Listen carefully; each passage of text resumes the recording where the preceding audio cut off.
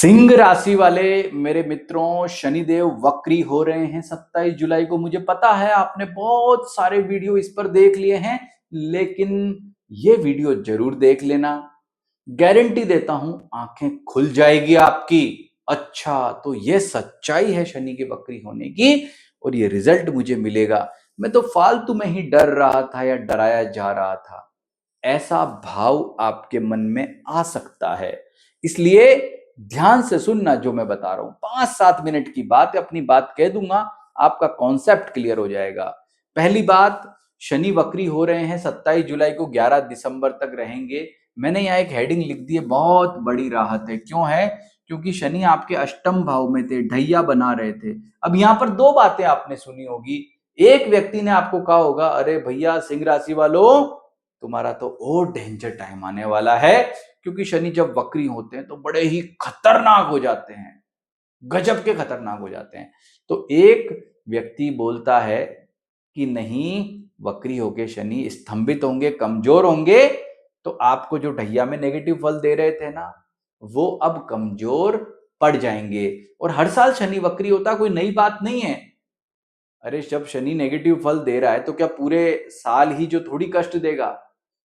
फिर डिपेंड करता है आपकी जन्म पत्रिका में शनि मार्गी है, वक्री है, आपका पर्सनल जो है शनि की सिचुएशंस क्या है, आपका जन्म नक्षत्र क्या है, सारी बातें डिपेंड करती है।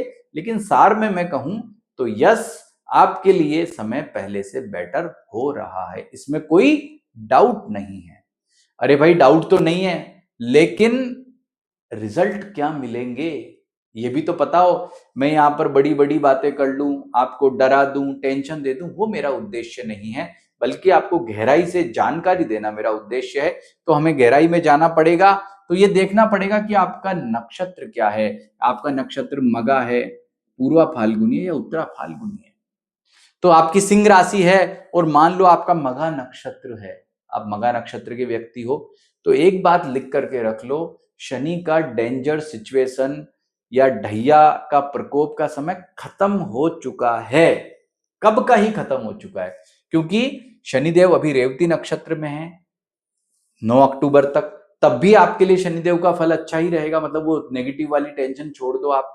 और जब शनिदेव उत्तरा भाद्रपद में आ जाएंगे 9 अक्टूबर के बाद 8 फरवरी 2027 तक, तब भी शनिदेव नव तारा चक्र के हिसाब से आपको अच्छा ही फल दे रहे होंगे।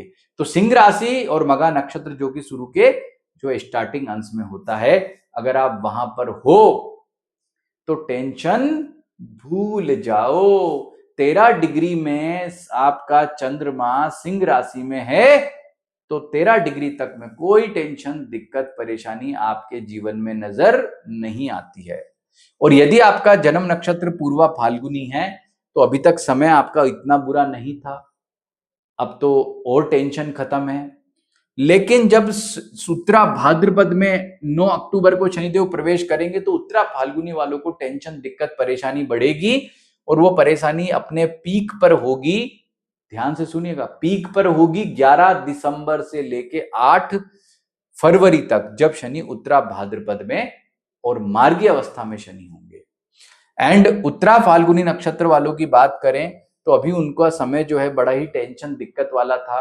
अब 27 जुलाई से उनको राहत मिलेगी, और उसके बाद उनके लिए समय जो है वो 9 अक्टूबर के बाद में पॉजिटिव होगा।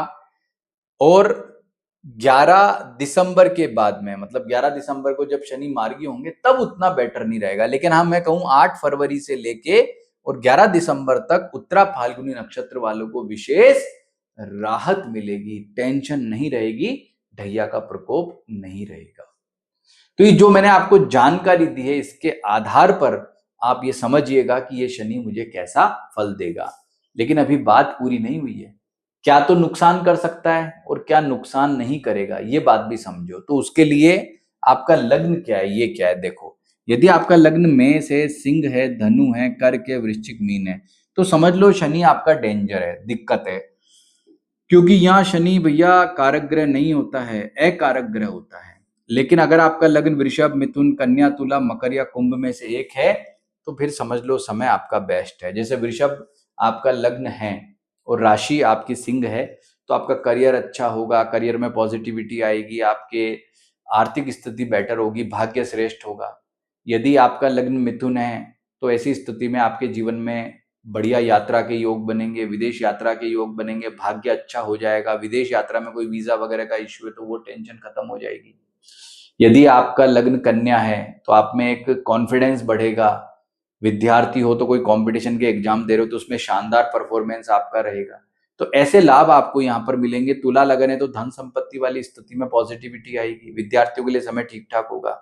मकर लगन है आपका और राशि सिंह है तो आपकी हेल्थ में इंप्रूवमेंट्स आएंगे, आर्थिक स्थिति में बेटरमेंट होगा। यदि आपका कुंभ लग्न है तो आर्थिक स्थिति अच्छी होगी, खर्चे नियंत्रित होंगे और जीवन साथी से अच्छा व्यवहार बनेगा। तो कहने का मतलब लग्न को मिक्स कर लोगे तो जाकर के आपको और ज्यादा शनिदेव के से संबंधित गहराई और डीप से ये जानकारी मिल जाएगी। तो अब समझ गए ना।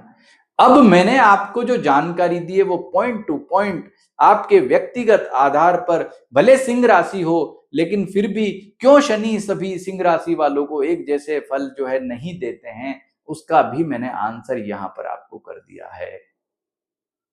शनिदेव की ढैया है, फिर भी मैं कामना करता हूं कि सभी मेरे सिंह राशि वाले मित्रों को सदैव शनिदेव का जो है वरदान मिले। नमस्कार।